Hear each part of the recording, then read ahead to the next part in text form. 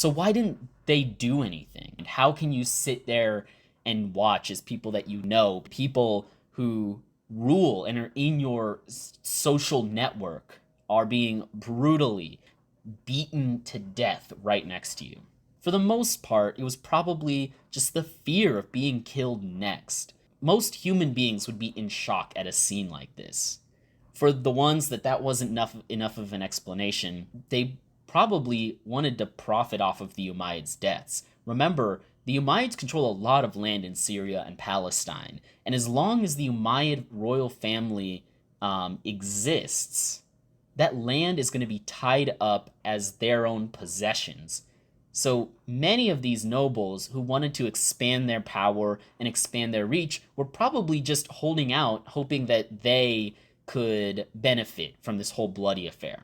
Many also probably had old feuds. This nobility we're talking about. This would have been a very great chance to settle some blood feuds, right? And another factor that could have contributed to other nobles just sitting by is the history of oppression at the hands of the Arab nobility since the original Muslim conquests about a century or more earlier.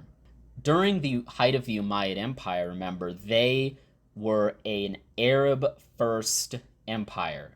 Even if other people were Muslim, the Arab Muslims were at the top of society and everyone else was below, and there was a ceiling to how high you could go up. It would have also benefited many of these nobles who may have been Syrian or Palestinian or Greek Christians or of different races and ethnicities. It might have benefited them to have the last of the Umayyads gone for good.